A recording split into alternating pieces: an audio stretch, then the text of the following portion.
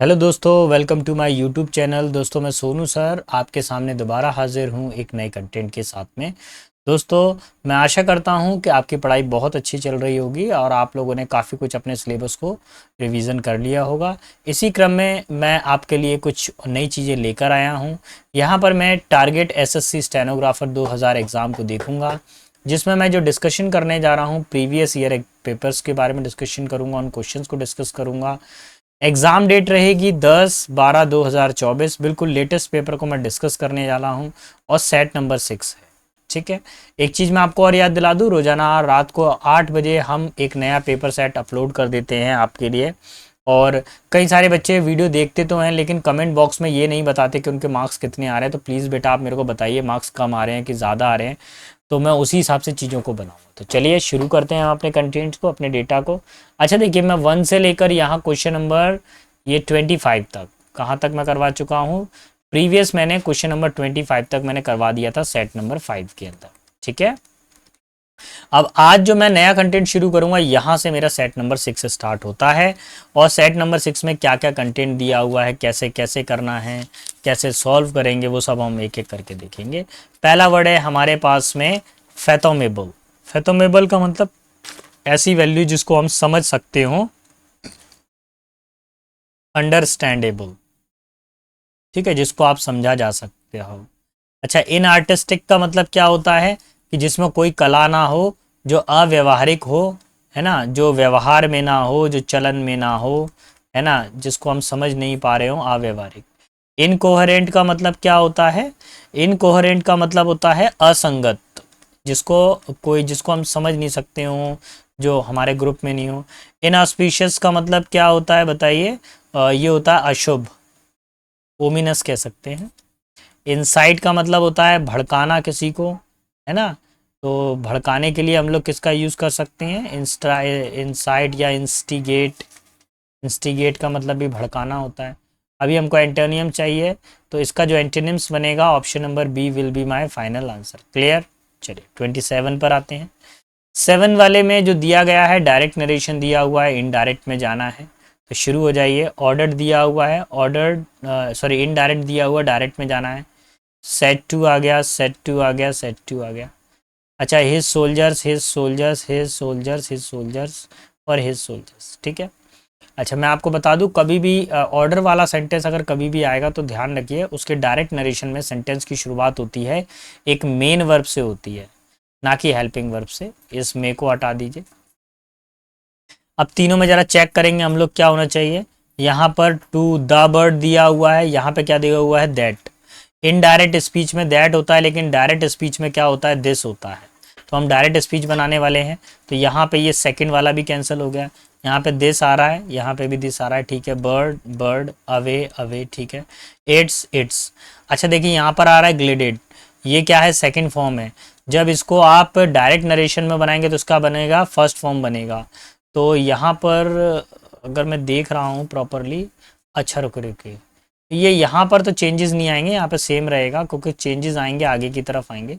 देखिए यहाँ पर कौन सी फॉर्म आ रही है? रिमाइंडेड। इसको चेंज करने के लिए दिया है इन लोगों ने, इसको चेंज नहीं किया उन्होंने। कहाँ पे क्या है? इसको चेंज किया है उन्होंने। रिमाइंडेड क्या है हमारे पास में? सेकंड फॉर्म है। भैया क्वेश्चन में भी सेकंड फॉर्म और आंसर में भी सेकंड फॉर्म, तो ये तो पॉसिबल ही नहीं है। यहाँ पर होनी चाहिए हमारे पास में फर्स्ट फॉर्म, क्योंकि हम लोग क्या कर रहे हैं? डायरेक्ट नरेशन में जा रहे हैं। सो डायरेक्ट नरेशन में क्या क्या होता है? सेट टू का ऑर्डर्ड में बदलता है, इन्वर्टेड कॉमा की जगह टू आता है, और दिस की जगह दैट होता है, और रिमाइंड जो फर्स्ट फॉर्म है वो सेकंड फॉर्म में बदलती है रिमाइंडेड, यानी अपोजिट चलता है। एग्जाम में एक्चुअली अपोजिट वाला ज़्यादा पूछ रहे हैं, यानी नरेशन अगर पूछेंगे तो आपको इनडायरेक्ट दे दिया जाएगा, डायरेक्ट आपको बनाना पड़ेगा, इस तरह का कंटेंट ज़्यादा आता है। अच्छा, 28 वाले में क्या दिया हुआ है? आपको पैसिव वॉइस को समझना है और आंसर को सॉल्व करना है। देखिए, change into passive voice, passive voice में बदलेंगे आप। विल हैव टू दिया हुआ है, तो इसको चेंज करने के लिए आपको इसी कंडीशन को या इसी कंटेंट को समझना होगा। इस टू भी दिया हुआ है, जो कि गलत है हमारे पास में। फोर्थ वाले में देखिए क्या दिया हुआ है? नीड्स टू बी, जो कि गलत है। फिर है विल बी पुल्ड, जो कि गलत है। देखिए, कभी भी विल हैव टू आ जाए तो पैसिव वॉइस बनाते समय क्या बनना चाहिए? Will have to be. Will have to कभी भी आ जाए, अगर कभी भी टू प्लस वर्ब की फर्स्ट फॉर्म आ जाए तो वो किस में बदलता है, टू बी प्लस वर्ब की थर्ड फॉर्म में बदलता है। तो यही आंसर होने वाला है ऑप्शन नंबर 2। क्लियर। 29 पर आइए। अब आपको अगेन इनडायरेक्ट स्पीच में बदलना है, तो अब इसको कैसे बदलेंगे, चीज़ों को समझना पड़ेगा। मैं आपको कुछ ट्रिक्स आपको बता देता हूँ, जिस तरीके से मैं करने वाला हूँ इसको। मैं एग्ज़ाम के अंदर कैसे करूँगा इसको, मैंने देख लिया क्वेश्चन मार्क। क्या देखा मैंने, क्वेश्चन मार्क। अगर क्वेश्चन मार्क होगा तो सेंटेंस के अंदर आस्क्ड का यूज़ किया जाएगा। यहाँ आस्क्ड आ रहा है, यहाँ पर भी आस्क्ड आ रहा है, लेकिन बी वाले में क्या आ रहा है, सैड आ रहा है, जो कि गलत है। यहाँ पे सैड आ रहा है, जो कि गलत है। अब ए और सी बचा मेरे पास में। ठीक है, अगर क्वेश्चन मार्क होता है तो हम लोग कंजंक्शन के रूप में किसका यूज़ करते हैं, इफ़ का। तो बस अब इन दोनों को चेक करो, आस्क्ड आस्क्ड हो गया। सर ये आगे क्या हो गया, आगे देखो ये इन लोगों ने किस तरीके से बनाया है, यहाँ से पिकअप किया है।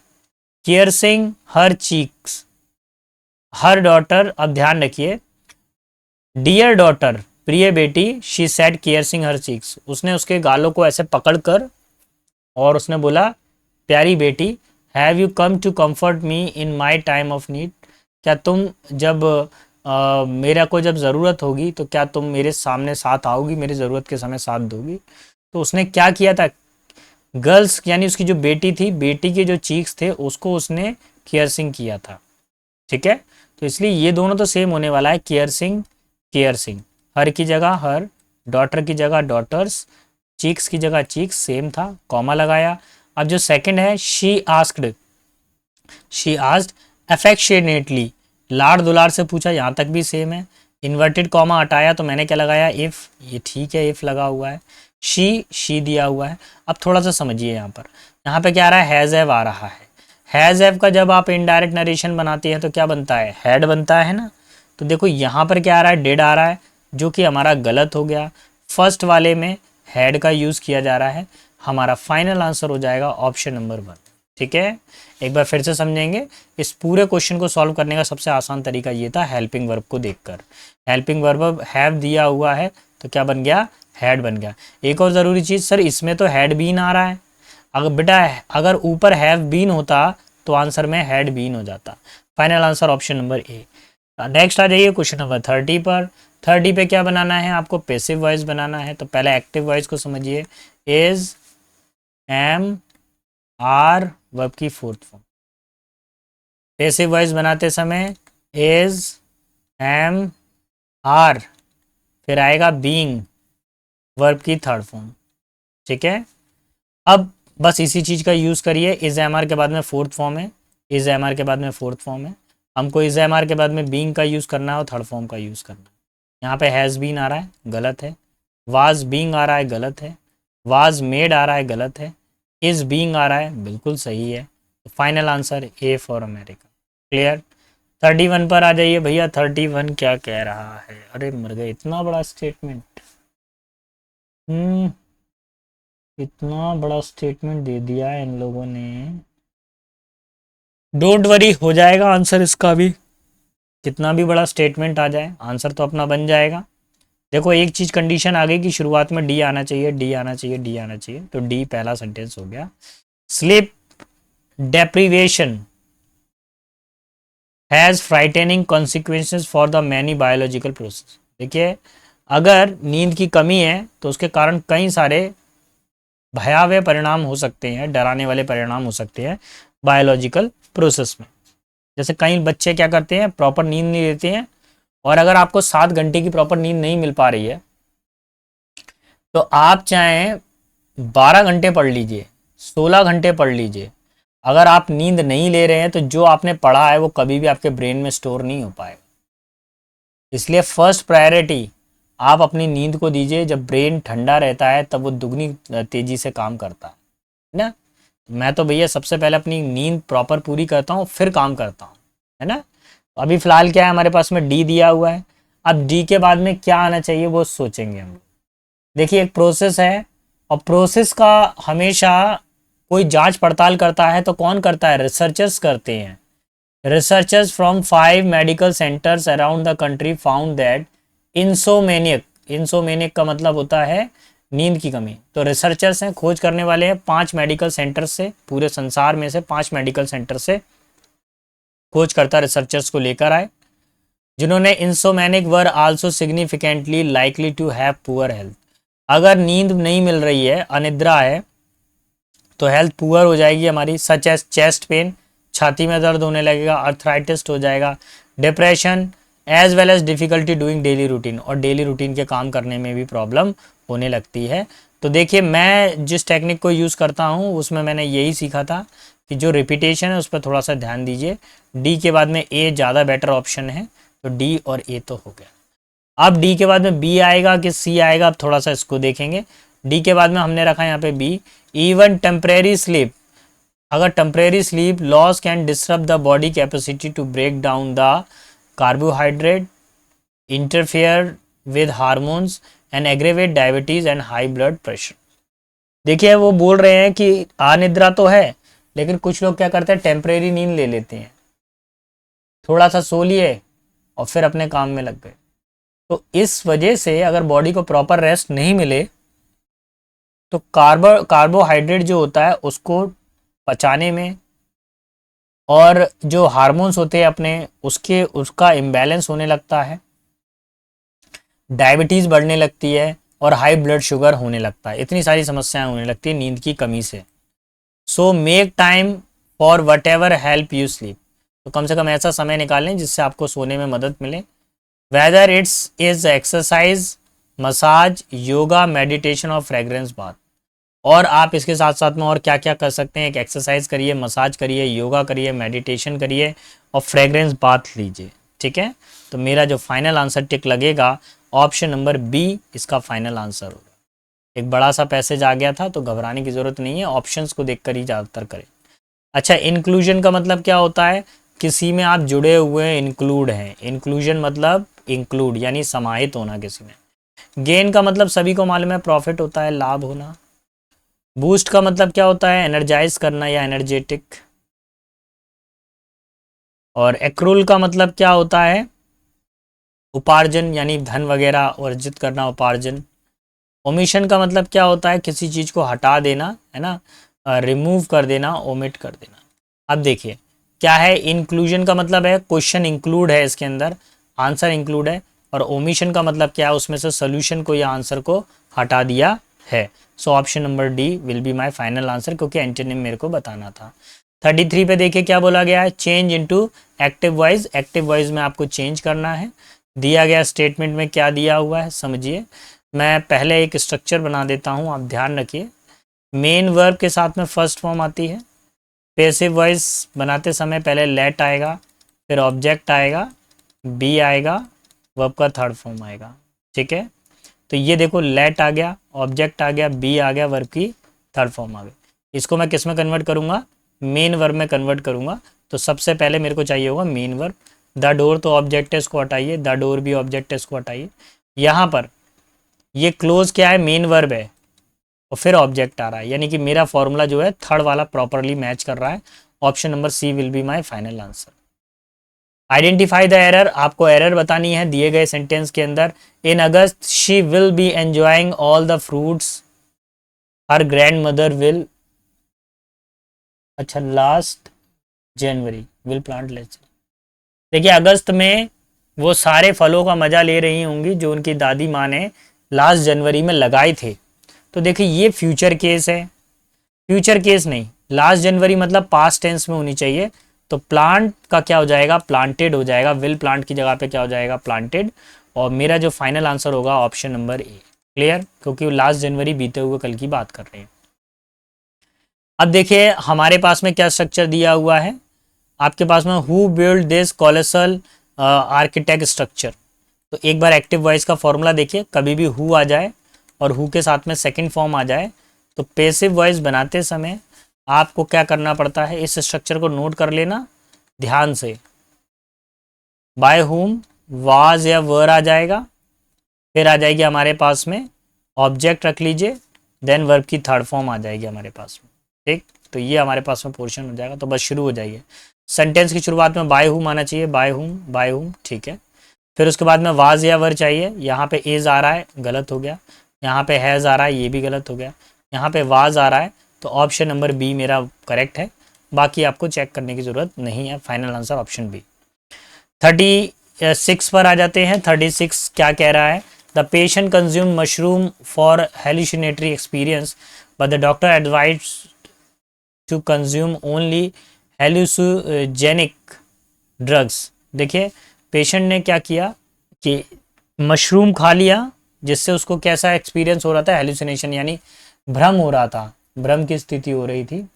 लेकिन डॉक्टर ने उसको सलाह किया कि केवल उसको क्या करना था, ऐसी दवाई लेनी थी जो क्या करती थी, भ्रम को फैलाती थी। मतलब कोई उसको ऐसा हो सकता है कोई बीमारी हो जिसके कारण उसके दिमाग में क्या हो रहा है, हेलुसिनेशन हो रहा हो। इसको बोलते हैं मति भ्रम। क्या बोलते हैं इसको? मति भ्रम। तो एंटोनिम आपको बताना है, क्या हो जाएगा? पहला वर्ड है हमारे पास में फ्रीक। फ्रीक का मतलब होता है कोई अजीब सा व्यक्ति हो, कैसा हो? पेक्यूलियर टाइप का। अच्छा, साइकेडेलिक, ये एक बीमारी से ही जुड़ा हुआ वर्ड है। रेगुलर का मतलब होता है निरंतर। क्या होता है? निरंतर। और एबनॉर्मल का मतलब क्या होता है? असामान्य। तो अब मेरे को एक बात बताइए, हेलुसिनेटिक का मतलब क्या होता है? मति भ्रम, यानी रुक रुक कर आपको ऐसा गोल गोल सा महसूस हो रहा है, फिर आप होश में आ रहे हैं, फिर आपको गोल गोल महसूस हो रहा है, ऐसी सिचुएशन हो रही है। रेगुलर में क्या होता है? कोई चीज़ निरंतर चल रही है, या तो एक बार भ्रम है तो सीधे ही चल रहा है, या भ्रम नहीं है तो एक धार में चल रहे हैं, आप बदल नहीं रहे हैं। So option number C will be my final answer. Clear? चलिए बढ़ता हूँ आगे की तरफ। नेक्स्ट बोला गया है हमारे पास में, Kaushik said to Tarun you are a good cricketer. बस शुरू हो जाइए। आप इतना सा ध्यान रखिए, इज एम आर किस में बदलता है? बताइए, वाज या वर में बदलता है? तो बस ढूंढना चालू कर दीजिए। यहाँ पर हैड बीन आ रहा है, गलत है। यहाँ पर इज आ रहा है, गलत हो गया। यहाँ पे वाज आ रहा है, तो दिया गया सेंटेंस बिल्कुल करेक्ट है, ऑप्शन नंबर सी। यहाँ पे इज आ रहा है, गलत है। ठीक है, चल बढ़ता हूँ आगे की तरफ। क्वेश्चन नंबर 38 पर, once on a time there was a king. भैया हम लोगों ने पहले से ही कई बार पढ़ा है, वंस अपॉन अ टाइम, एक बार की बात है। आप लोगों ने एक मूवी का नाम भी सुना होगा, once upon a time in Mumbai. ठीक है, या आप लोगों ने बुक्स में भी सुना होगा, there once upon a time there was a brave king. एक बार की बात है कि एक एक समय की बात है कि एक बार एक बहादुर राजा था। अच्छा, व्हील एंड वो का मतलब क्या होता है? सुख और दुख। तो पहला ही आंसर लग रहा है हमारा जॉय एंड सौरो, है ना? सुख दुख का जोड़ा होगा, तो क्या हो जाएगा? सुख और दुख। ठीक है, व्हील एंड वो। तो ये हमारा फाइनल आंसर है, जॉय एंड सौरो। बढ़ता हूँ आगे की तरफ। नेक्स्ट क्वेश्चन नंबर 40 पर। 40 क्या कह रहा है? You can tell yourself, आप अपने आप को बता सकते हैं, that you would be willing to lose everything, कि आप सब कुछ हारने वाले हैं। You have in order to get something you want, आप उसमें से कुछ जो आप चाहते हैं उस चीज़ को, in order to get something, किसी चीज़ को पाने के लिए आपको किसी दूसरी चीज़ों को खोना पड़ता है। All those things you are willing to loss, जो भी चीज़ें आप खोना चाहते हैं, are what makes you dash. और देखिए क्या होता है कि अगर आपको सफलता चाहिए तो आपको अपना बहुत सारा समय पढ़ाई को देना पड़ेगा। आपको अपने जो है बाकी इंटरटेनमेंट और या इंटरटेनिंग चीज़ों को छोड़ना पड़ेगा, मोबाइल को छोड़ना पड़ेगा, ज़्यादा से ज़्यादा स्टडी पे फोकस करना पड़ेगा आपको, तभी आप सफल हो पाते हैं। तो यहाँ पर जो वर्ड प्रॉपरली जो चलेगा, अगर आप बहुत सारी ख़राब चीज़ों को, किसी अच्छी चीज़ को प्राप्त करने के लिए बहुत सारी ख़राब चीज़ें छोड़ते हैं, तो क्या आप उससे डिस्ट्रैक्ट हो जाते हैं? डिस्ट्रैक्ट का मतलब तो मिसलीड होता है, भटकना होता है, नहीं। क्या आप पेसिमिस्ट हो जाते हैं? क्या आप डिसअपॉइंट हो जाते हैं, निराश हो जाते हैं? डिसअपॉइंट तो होते नहीं है भाई। ठीक है, अनफॉर्चुनेट, क्या आप दुर्भाग्यशाली हैं? नहीं। रिकॉग्नाइजेबल यानी पहचानने योग्य, आपको चारों तरफ पहचान मिलती है ना? जब आप बहुत सारी चीज़ों को त्याग कर कर जब एक अच्छी चीज़ को प्राप्त करते हैं, सफलता मिलती है आपको, आपको जैसे गवर्नमेंट सर्विस मिली, आपका एसएससी स्टेनो का एग्ज़ाम क्रैक हुआ, तो सभी तरफ पर आपका नाम हुआ, तो सब लोग आपको पहचानने लगते हैं। 41 पर आ जाइए। 41 क्या कह रहा है? His was a stupendous performance in the competition. अच्छा, स्टुपेंडस का मतलब क्या हो गया? यानी मूर्खतापूर्ण, कैसा कह सकते हैं आप? सिली, बेकार सी परफॉर्मेंस। अच्छा, सूदिंग का मतलब क्या होता है? किसी को शांत करना। अनइम्प्रेसिव का मतलब क्या होता है? अप्रभावी, not affected, not affected, mnemonic का मतलब क्या होता है, ये माइंड से जुड़ा हुआ वर्ड होता है, माइंड से मतलब किसी चीज़ को मेमोरी करना हो, किसी चीज़ को हमको याद करना हो तो निमोनिक कोड्स का यूज़ होता है। अच्छा, फिर क्या है हरक्यूलिन, हरक्यूलिन का मतलब क्या होता है, हार्ड वर्क, बहुत ज़्यादा कोई कठिन कार्य हो, मेहनत का काम हो तो अत्यंत कठिन बोल सकते हैं, या बोल सकते हैं टफ भी कह सकते हैं, बहुत ज़्यादा टफ वर्क कह सकते हैं, हार्ड वर्क तो नहीं, आप कह सकते हैं टफ, कठिन। अभी देखिए क्या बोला, स्टुपेंडेंस का मतलब होता है कि अच्छा अच्छा अच्छा, अपने शब्दों को मैं थोड़ा सा वापस लूँगा मैं, आप जल्दबाजी में कुछ गड़बड़ कर गया मैं, मेरे को लगा ये स्टूपिड वर्ड है, यहाँ पर स्टुपेंडेंस का मतलब सिली नहीं है, यहाँ पर स्टुपेंडस का मतलब निकलेगा प्रभावी, अफेक्टिव, अफेक्टिव, किसी की परफॉर्मेंस कैसी हो, अफेक्टिव हो, बहुत ज़्यादा प्रभावी हो, मैं अपने शब्दों को वापस लूँगा, प्रभावी परफॉर्मेंस होगी, इसका उल्टा क्या हो जाएगा, अनइम्प्रेसिव, यही इसका फाइनल आंसर है। ठीक है, मैं थोड़ा सा ध्यान नहीं दे पाया बेटा, रेगुलर क्लासेस हैं, ऑफलाइन में भी 6-6 7-7 घंटे बैचेस रहते हैं, फिर देन ऑनलाइन रिकॉर्ड करना पड़ता है, तो उस समय ब्रेन बिल्कुल ठप हो जाता है। अभी रात को 10 बजे मैं रिकॉर्ड कर रहा हूँ, तो थोड़ा सा इसको इग्नोर करिएगा, फिलहाल फाइनल आंसर है ऑप्शन नंबर बी। 42 पर आइए, 42 क्या कह रहा है, 42 में क्या दिया हुआ हमारे पास में, this sari was bought by my son on the occasion of my birthday. अब मैं आपको एक चीज़ बता दूँ, हम लोग क्या कर रहे हैं, एक्टिव वॉइस का पहले फॉर्मूला देखिए, एक्टिव वॉइस में वर्ब की सेकंड फॉर्म आती है, वहीं पेसिव वॉइस में क्या आता है हमारे पास में, वाज या वर्ब प्लस वर्ब की थर्ड फॉर्म आती है। ठीक है, तो यहाँ पे क्या आ गई, सेकंड फॉर्म आ रही है, यहाँ पर हैड प्लस V3 आ रहा है, गलत है, यहाँ पे हैड प्लस V3 आ रहा है, गलत है, यहाँ पे हैज़ प्लस V3 आ रहा है, गलत है। क्वेश्चन में क्या चाहिए, वाज बॉट, वाज लिखा हुआ है, बॉट लिखा हुआ है, हमको एक्टिव वॉइस बनाना था, केवल एक ही ऑप्शन ऐसा है जो बिल्कुल सही है, ऑप्शन नंबर डी। ठीक है, 43 पर आइए, 43 क्या बोल रहा है, आई एम बिजी टुडे, मैं काफ़ी ज़्यादा बिजी हूँ, I had rather we dash meeting tomorrow, कि आज मैं बहुत ज़्यादा बिजी हूँ, हम कोशिश करते हैं कि कल मीटिंग हो, तो यहाँ पे ध्यान रखिए, यहाँ पर यूज़ होगा हैड का, आई वुड रादर, देखिए कभी वुड रादर का यूज़ किया जाए तो उसके बाद में हम किसका यूज़ करते हैं, पास्ट टेंस का यूज़ करते हैं, और हैड का यूज़ किया जाएगा। ठीक है, चले आगे की तरफ बढ़ेंगे, क्वेश्चन नंबर नेक्स्ट।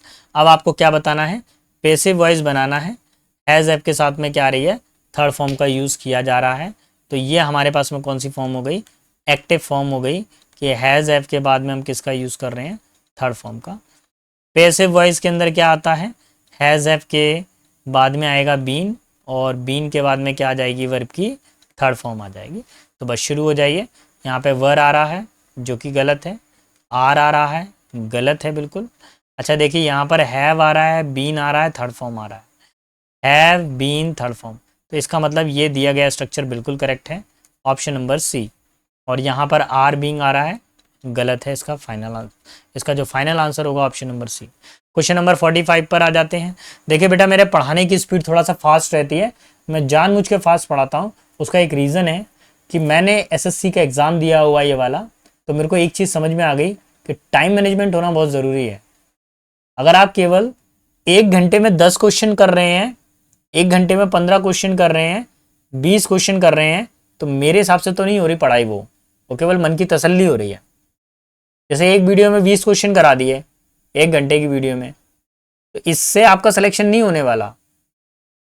मेरा मानना यह है कि आपका पेपर जो इंग्लिश का है, यहाँ पर इंग्लिश का एक मतलब आपको 100 क्वेश्चन आ रहे हैं, कितने क्वेश्चन आ रहे हैं, 100 क्वेश्चन आ रहे हैं इंग्लिश के, 50 का आपके पास में जीके है, और 50 का आपके पास में क्या है, रीजनिंग है। अब यहाँ पे 2 घंटे का टाइम है आपके पास में, तो 1 घंटे के अंदर आपका इंग्लिश चाहिए, यानी 60 मिनट में आपको 100 क्वेश्चन सॉल्व कर रहे हैं। अगर आप अपने घर पर 50 मिनट में 100 क्वेश्चन कर पा रहे हैं, तो वहां आप 60 मिनट के अंदर 100 क्वेश्चन अटेम्प्ट कर पाओगे, अदरवाइज क्वेश्चन छूटने ही छूटने हैं आपके। और वहां पर जाके जरूरी नहीं है हर क्वेश्चन को किया जाए, कुछ छूट रहे हैं तो उनको साइड वाइज करते जाएं, उन पर ज़्यादा दिमाग ना लगाएं। ठीक है, आपको ये भी पता होना चाहिए, कंपटीशन के अंदर आपको ये पता होना चाहिए कौन सा क्वेश्चन करने वाला है, कौन सा क्वेश्चन छोड़ने वाला है। चले, I have thought at what you said and I have decided to take your decision. अच्छा, अरे थॉट एट कब होता है? थॉट अबाउट होता है, किसी के बारे में सोचना, जो तुमने कहा मैं उसके बारे में क्या कर रहा हूँ, सोच रहा हूँ मैं। थॉट अबाउट होना चाहिए, थॉट एट तो होता ही नहीं है। प्रपोजिशन वाला एरर दे दिया था इन्होंने, फिक्स्ड प्रपोजिशन वाला। ठीक है, option number C will be my final answer. Next देखिए क्या दिया हुआ 46 पर, रवि सेड।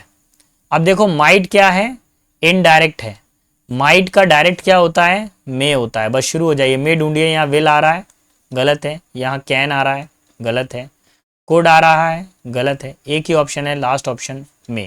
यही हमारा फाइनल आंसर है, ऑप्शन नंबर डी। कौन सा वाला लगने वाला है, ऑप्शन नंबर, अरे डी हमारा फाइनल आंसर हो जाएगा। ठीक है, चले आगे की तरफ बढ़ता हूँ। OMG, एक और क्वेश्चन। ये भी बहुत, इस वाले सेट में तो बहुत खतरनाक बड़े बड़े से पैसेज आए हैं। और चलिए करते हैं हम इसको, हार नहीं मानेंगे। इसको भी हम लोग सॉल्व करते हैं, इसको कैसे करना है देख लेते हैं। पहले तो आप ऑप्शन को चेक करिए, अगर पहला ऑप्शन मिल गया तो इसका मतलब मेरे सारे आंसर बन गए। तो पहला ही ऑप्शन ढूंढना सबसे बड़ा सिर दर्द होने वाला है हमारे लिए। अरे इसमें ए तो दिख रहा है, बी दिख रहा है, सी कहाँ गया यार? चलो ए तो ये रहा, ये बी है। अच्छा ये रहा सी। ये मेरे से थोड़ा टाइपिंग में गड़बड़ हो गया, और फिर आ गया डी। अब हमको इसमें शॉर्ट आउट करना है कि पहला सेंटेंस कौन सा हो सकता है। देखिए, this Booker, the Booker award is, the Booker is awarded on 17 October which is also happen. देखिए, अगर किसी में ऑल्सो लग रहा है तो वो सेंटेंस की शुरुआत में नहीं आता, वो सेकंड सेंटेंस होता है। जैसे राम क्रिकेट खेलता है और श्याम भी क्रिकेट खेलता है, तो आल्सो सेकंड सेंटेंस होता है। तो ए से तो शुरू होने वाले नहीं है कहानी। अब बी वाले में देख लेते हैं।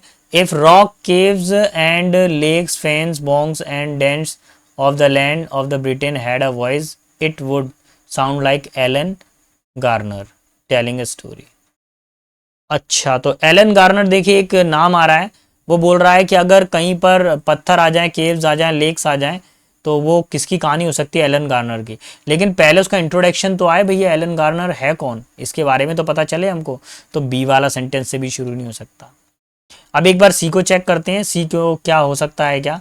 This year Alan Garner become the oldest author. इस साल एलन गार्नर सबसे पुराने ऑथर बन गए, लेखक बन गए। Ever to be shortlisted by the Booker prize. Booker prize के लिए उनका नाम गया। Of his small but mighty novels Treacle Walker. देखिए उनका जो नोबल्स थे, वो नोबल्स क्या थे, बहुत ज़्यादा छोटे छोटे हुआ करते थे लेकिन फेमस हुआ करते थे।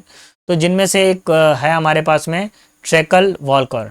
Tackle Walker a dream like fable of the convalescence of the boy named Joseph. इसके अंदर क्या बताया गया ट्रैकल वॉकर के अंदर, कि एक लड़का है जोसेफ नाम का, जो काफ़ी ज़्यादा कमज़ोर सा है। A rag and a bone man, काफ़ी पतला दुबला सा, दुखी रहता है। And a boggy dwelling spirits, और दलदल में यानी गंदगी वाले एरिया में रहता है वो। At once the characterize crippling the tale of a child threatening by the dark force and meditation and meditating on the time mortality and vivid example of the folk horror. देखिए एक बच्चा है जिसके ऊपर या जिसके स्थिति, जिसके आसपास में जो है नेगेटिव एनर्जी है।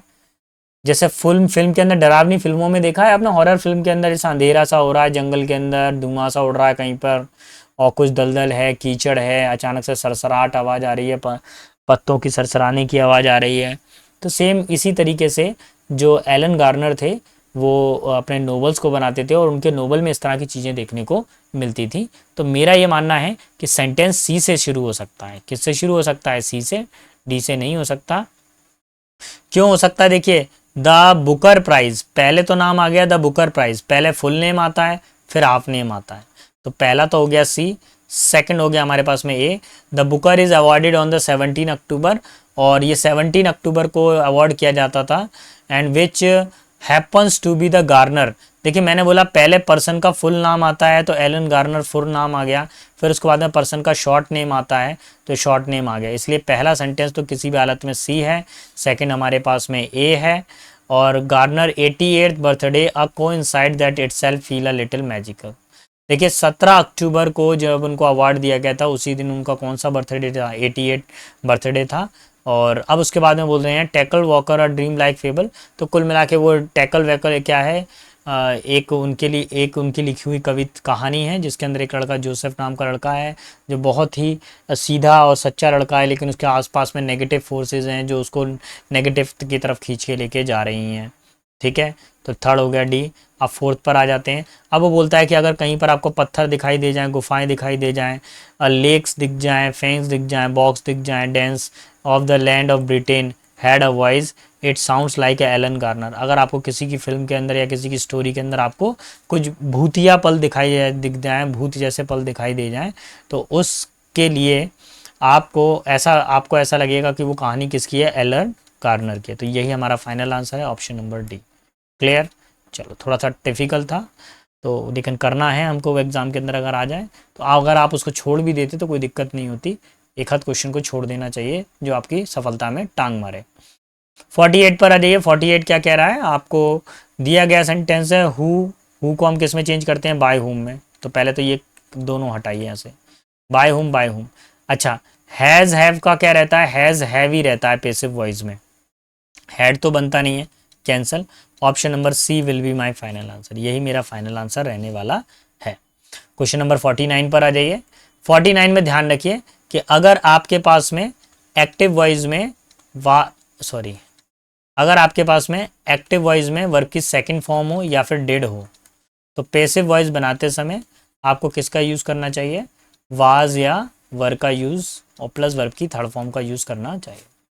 वाज आ रहा है, वर्ब की थर्ड फॉर्म आ रही है, तो दिया गया सेंटेंस पैसिव वॉइस में, आप इसको एक्टिव वॉइस में ले जाएंगे। तो यहाँ पे वाज दिया हुआ है, गलत है। हैज़ दिया हुआ है, गलत है। हैड दिया हुआ है, गलत है। यहाँ डिड आ रहा है, दिया गया सेंटेंस करेक्ट है। नेक्स्ट है 50। In the next few month, अगले कुछ महीनों के अंदर, they will have teach 100 of children. अगले कुछ महीनों में उनको और बच्चों को पढ़ाना पड़ेगा। अच्छा, नेक्स्ट ना, पढ़ाना पड़ेगा। तो देखिए यहाँ पर आपको टी और टू प्रपोजिशन का यूज़ करना पड़ेगा। विल हैव टू का मतलब क्या होता है, किसी काम को करना पड़ेगा। तो वो ये क्या बोल रहे हैं कि अगले कुछ महीनों में उनको और 100 बच्चों को पढ़ाना पड़ेगा। तो यहाँ पर मेरा जो फाइनल आंसर हो जाएगा ऑप्शन नंबर ए हो जाएगा। क्लियर? तो चलिए दोस्तों, आज सेट नंबर 6 के अंदर इतना ही था। क्वेश्चन नंबर 26 से 50 तक हमने कंप्लीट किया है। कल हम लोग 51 से लेके आगे तक के सेंटेंसेस को या आगे तक के क्वेश्चंस को सॉल्व करेंगे। तब तक के लिए सारे बच्चों को बेस्ट ऑफ लक, अच्छे से तैयारी करेंगे और अपने माता पिता के नाम को रोशन करेंगे। चलिए मिलते हैं नेक्स्ट वीडियो में। रात को 8 बजे हम वीडियो को अपडेट कर देते हैं।